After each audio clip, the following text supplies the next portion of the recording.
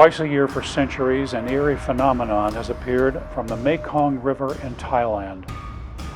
Fireballs of different sizes begin rising out of the water into the sky. They've been seen by hundreds of thousands, and no one can explain what causes them. In the past, they were called ghost lights. Now they're known as Naga fireballs, named after a great river serpent of Buddhist folklore. Such phenomena are seen in many places around the world. What is going on in the skies of Earth? This is Patterns of Supernatural Phenomena.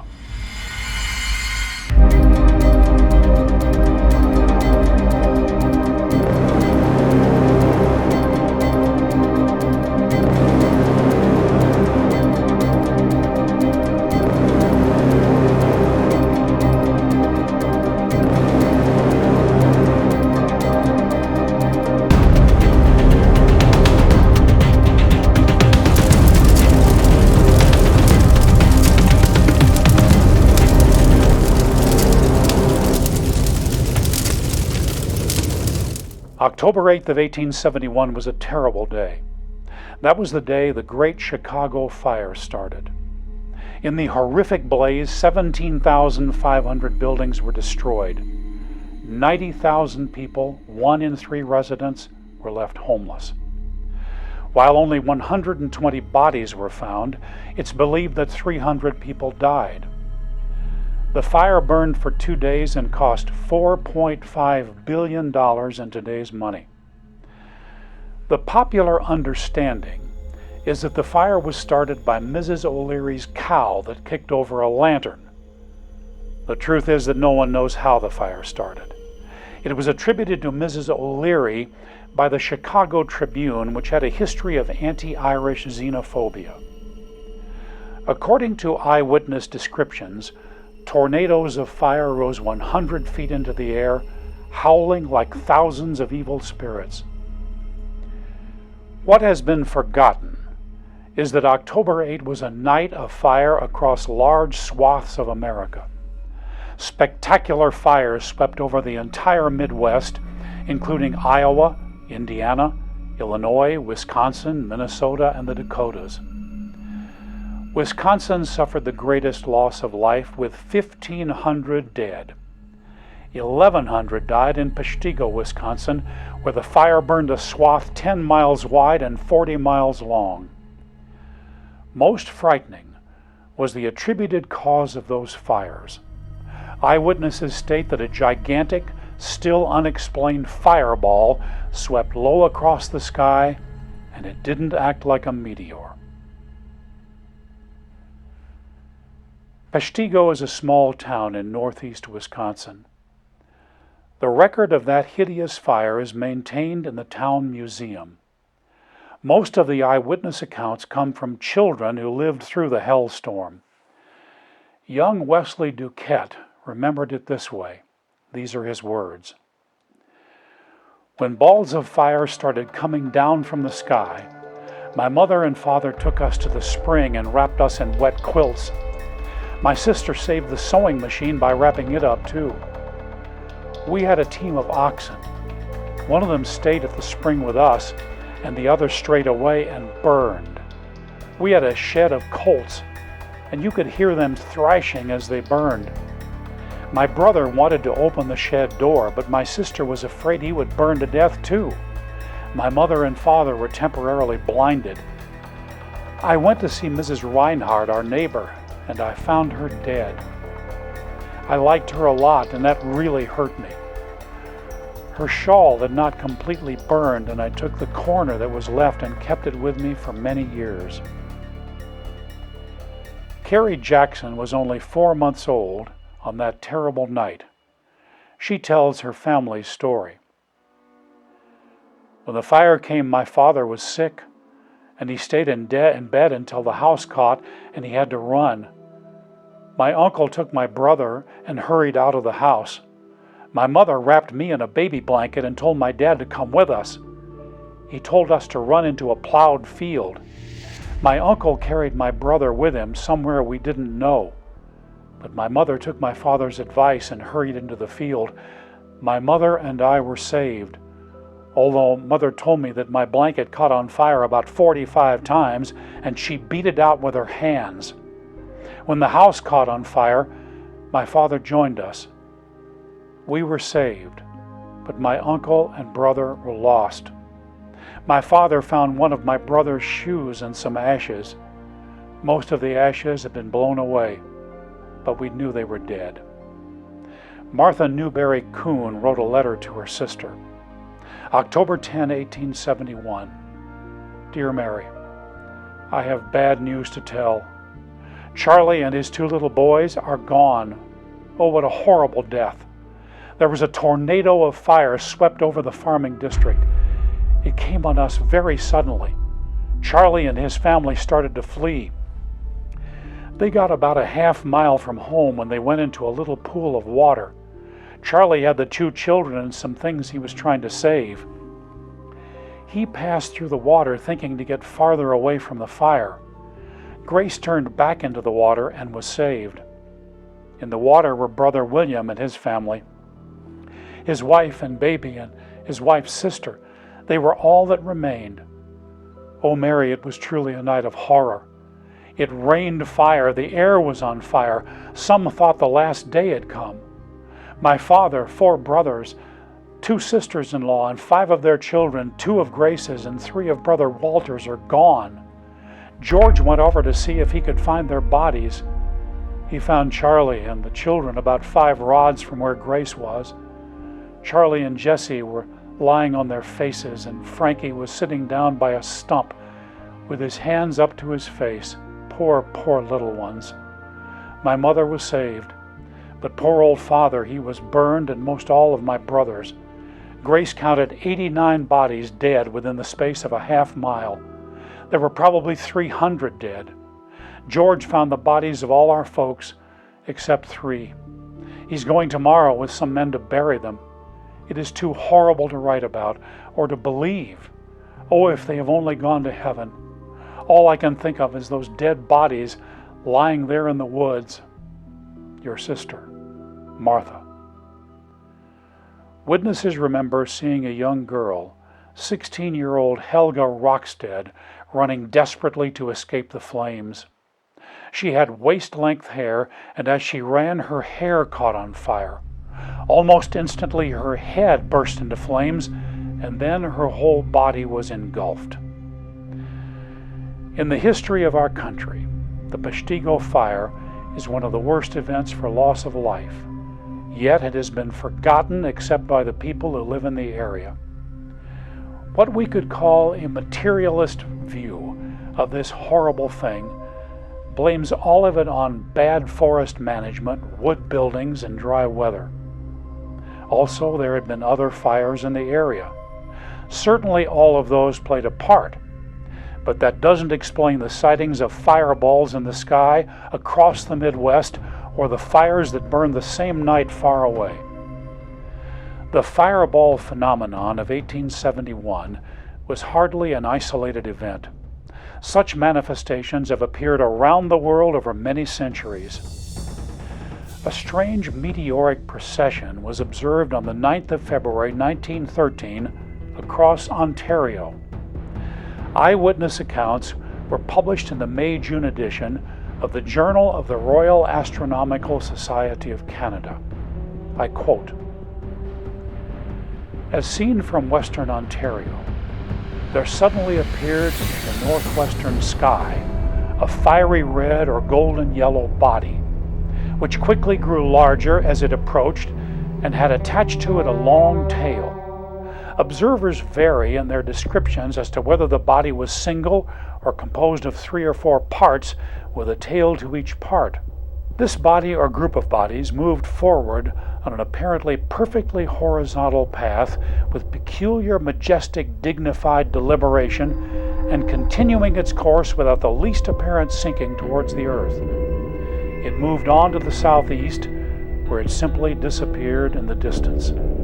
After this group of bodies vanished, another group emerged from precisely the same region. Onward they moved at the same deliberate pace, in 2s or 3s or 4s, with tails streaming behind them, although not so long or bright as in the first case. This group disappeared in the same direction.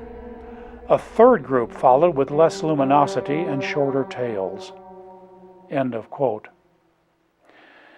In reading some of the communications from the numerous observers, the extraordinary feature of the phenomenon was the regular order and movement of the groups. Some compared them to a fleet of airships with lights on either side, in front and back. Others to a number of battleships attended by cruisers and destroyers. What about today? Beginning in 1978, mysterious fireballs began appearing regularly in the rugged mountains near Veracruz, Mexico.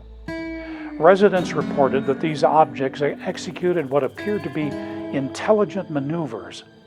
Witnesses described them as walking among the mango and papaya groves, flying at dizzying speeds, hanging in the air, turning on and off, executing intelligent maneuvers, and suddenly multiplying. Fruit grower Samuel Flores gave the following account, and I quote, "We were driving in my pickup truck in a place with papaya groves. There's a nearly U-shaped curve at that location. All was going well until I suddenly began to feel cold and my arms became heavy.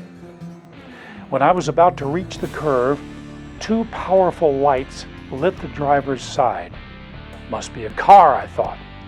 I pulled over and stopped to yield. I waited 2 minutes, but the vehicle never passed me by. No sooner had I left the curve when I could see two small fireballs taking off swiftly toward Cerro de la Mesa. They flew at an astonishing speed. They covered more than 4 kilometers in only 4 or 5 seconds." End of quote. Cold and heaviness was felt by many who saw these fireballs.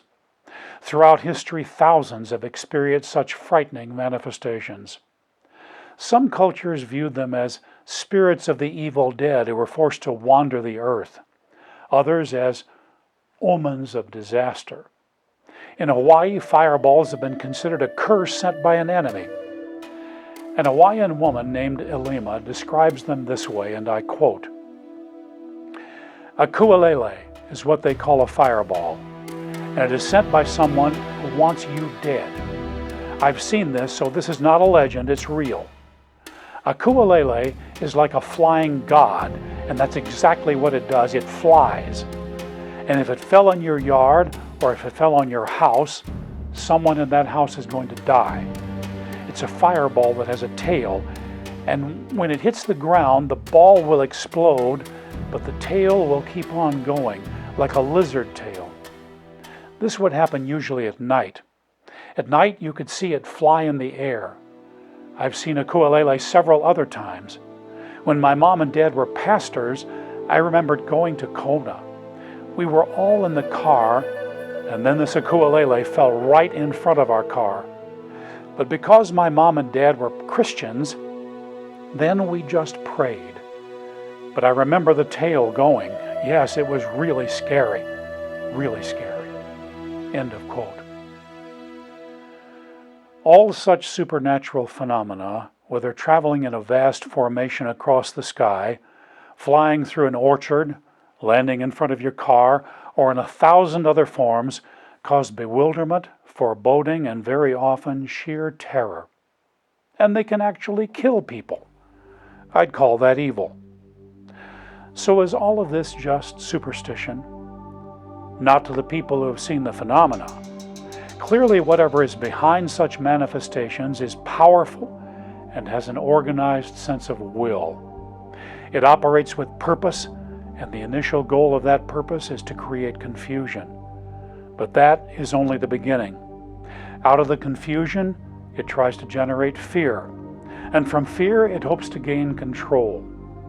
In this series, we are making the statement that all actual supernatural phenomena originates from only one of, or the other of, 2 possible sources.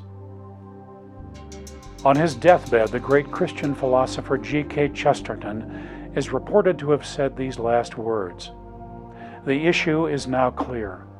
It is between light and darkness, and everyone must choose a side. Of course, what he meant by light and darkness is good and evil. The problem is that great good can appear initially as darkness, and great evil can appear initially as light. The unseen power behind all evil thirsts for the destruction of humanity. It would love to see all of us burn alive. Why this is so, we'll talk about in the future. But right now, we need to understand that we humans are like sheep without a shepherd, living in a land overrun with wolves. The terrain of that land now includes the video streamers, Facebook, TikTok, Instagram, and Twitter, where the individual no longer matters. As a culture, we have been atomized and then collectivized into gigantic invisible herds. What is the purpose for this? Years ago, I read an amazing story about how sheep rustlers of the past in the Middle East were able to steal huge flocks of sheep. A gang of them on horseback would find a flock spread out alone in a large area with no shepherd. They would start by shooting their guns in the air. This would cause the flock to gather in fear. After they had congregated, the thieves would ride straight into the center of the flock. When they were in the middle, they would shoot in the air again. Then they would ride out from the flock. Do you know what the sheep would do? In their terror, they would follow them. Every time the flock stopped following, the criminals would pull the same tactic all over again. In this way, they could make thousands of sheep run for miles straight to their deaths. Humans are exactly the same. Terrify us, draw us together in fear and confusion, then terrify us more, and we will follow the evil that caused it straight to our own destruction. That is happening to millions right now, and much worse is coming. I don't want any of us to be misled that way. That's why this series exists. We have a lot to talk about. I hope you'll stay with me and subscribe. I want to leave you with a last thought about the horror of the Chicago fire. Hard as it is to believe, something wonderful did come out of that great tragedy. On the day it started, a man named D.L. Moody was speaking to a Sunday school class in his church. He had built up that Sunday school to over 1,000 young people. As the meeting ended, fire alarms sounded. Everyone left the church to find whole buildings being swallowed in flames. Moody lost both his church and his home. Devastated, he went to New York to try to raise money for a new building, but his heart wasn't in it. In spite of the success of his Sunday school, he had felt that God was calling him to become an itinerant evangelist, something he hadn't been willing to do. Walking down Wall Street, he had such a powerful experience of God's presence that it left him in tears. It was so overwhelming that he rarely spoke about it afterward, but his life was forever changed. Instead of returning to what he had been doing in Chicago, D.L. Moody became one of the greatest evangelists in the history of the Christian church, sharing the message of Jesus and his love with untold thousands across America and England.